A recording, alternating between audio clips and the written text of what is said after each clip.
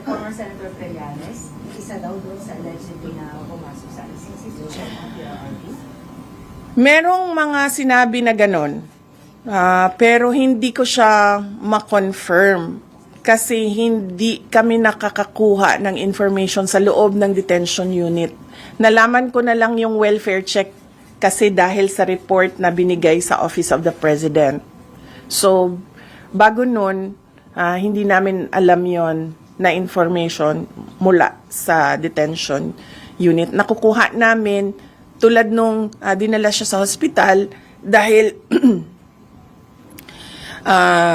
dahil nakita siya na walang malay sa sahig ng kanyang kwarto, nakuha namin yon sa hospital personnel. Hindi sa detention unit, hindi sa ICC. Hindi kayo informed by ICC? No, hindi kami hindi kami sinabihan kami na family members, hindi kami sinabihan na may insidente na ganun. Nakuha lang namin yon sa hospital personnel. Madami kasing Pilipino kahit saan ka pumunta, 'di ba, sa buong mundo. Kaya nga hindi makapagtago si Saldico kasi kahit saan ka pumunta, daming Pinoy. So yung hospital personnel nagsabi. When was this? When was kailan po nangyari po? Nakita siyang ano? Hindi ko na maalala. Pero hindi ngayon yon, hindi the moment na lumabas yung statement. Hindi lang ako nagsalita noon. Kasi, parang, ang sabi ko sa lawyer, na pag may mangyari naman na ganyan, kung pwede, magbigay naman sila ng information sa inyo.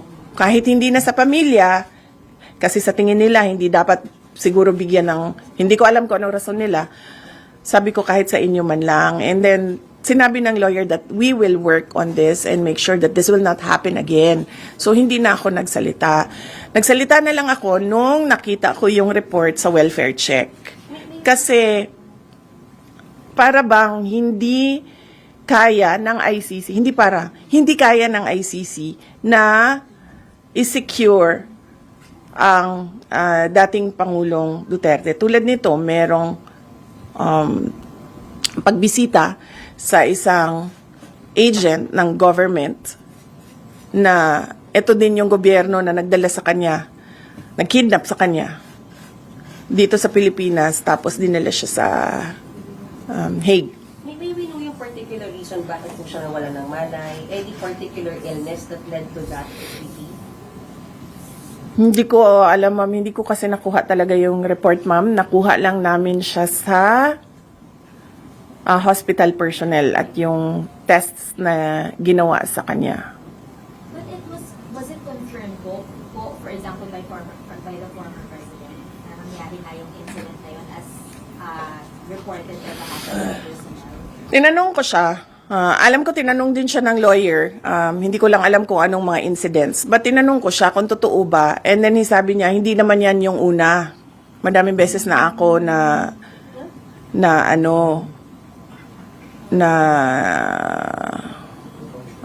may ganyan. Natumba was his term. And Oh. isn't it alarming or...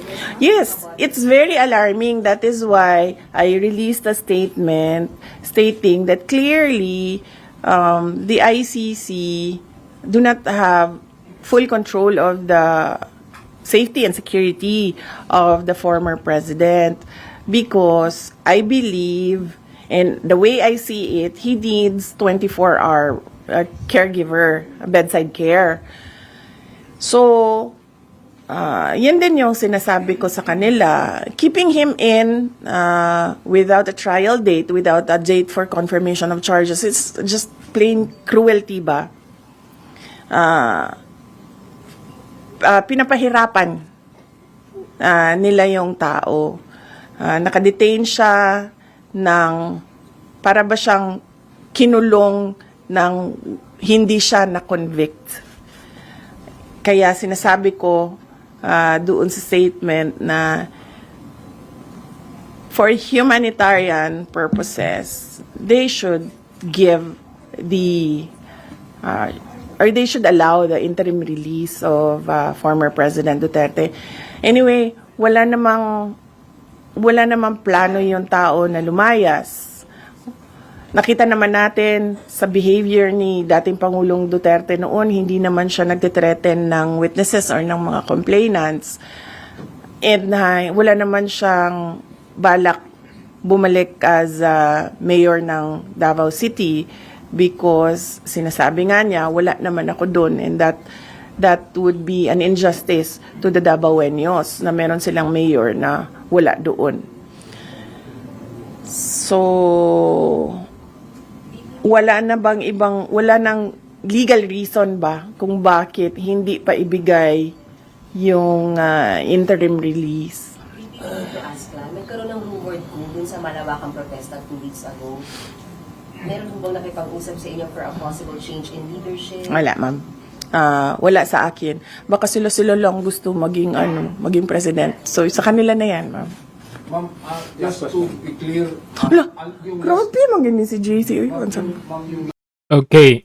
Sige, komentuhan lang natin itong particular na sagot ni VP. Unang-una yung about doon sa welfare check na nalaman lang ni VP Sara at ng pamilya na mula doon sa Philippine government. Ibig sabihin, it was reported inside the Philippine government system. Ibig sabihin, syempre may mga nagsasabi, may nagre-report din kay VP Sara na hindi alam ng administrasyon ito. May mga kampi kay VP Sara na nagre-report na nagsagawa pala ng welfare check na hindi man lang inabisuhan or pinaalam sa pamilya at kahit sa abogado. So, ito is giving us this connotation na kung nakapasok yung welfare check kuno na hindi natin alam, may nagsabi na si Trillanes daw ito at ng ibang kuno ay mga taga-embassy or consulate, hindi yan makakapasok kung hindi according to the scrutiny or security ng ICC. Kasi you would imagine na ito pala ay nakuha ni VP Sara, itong impormasyon na ito mula sa isang ICC or hospital personnel. Sabi ni VP Sara, ang reference niya doon kahit saan tayo magpunta sa buong mundo ay may Pinoy.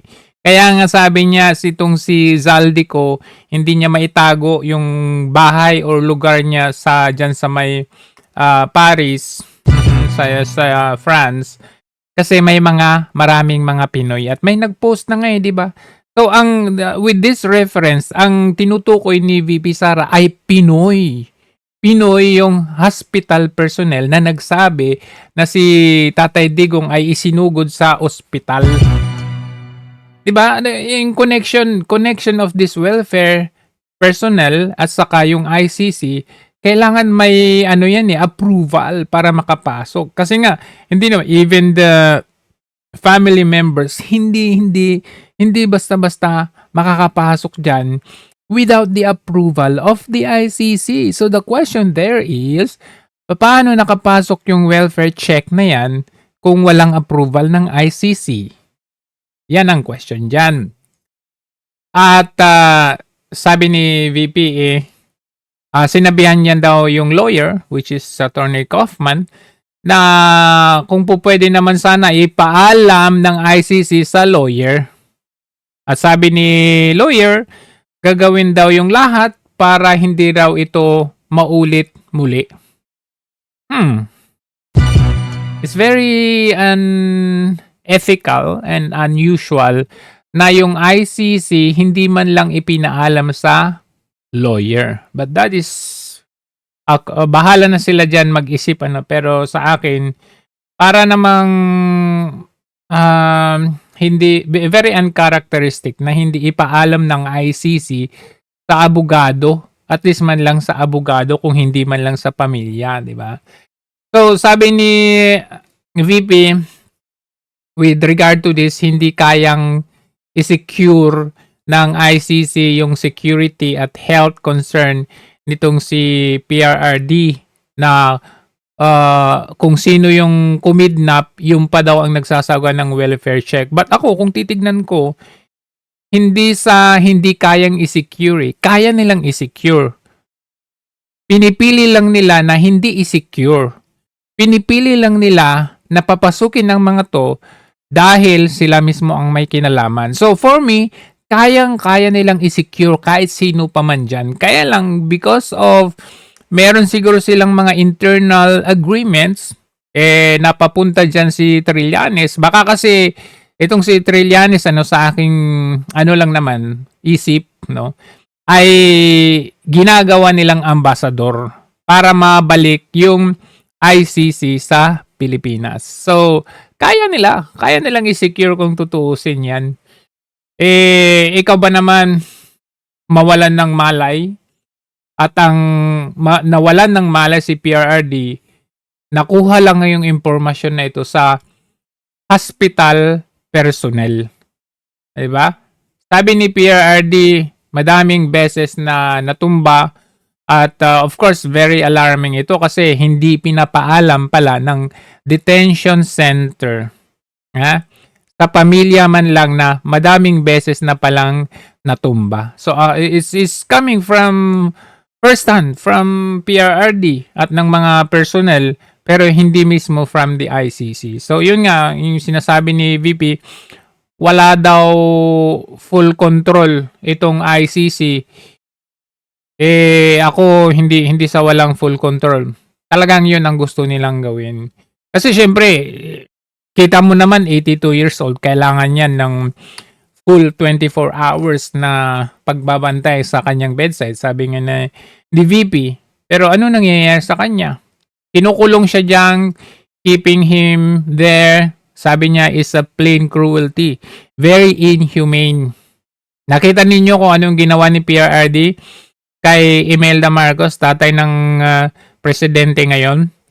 Hindi pinahuli kay then PNP Chief Oscar Agbayalde, di ba?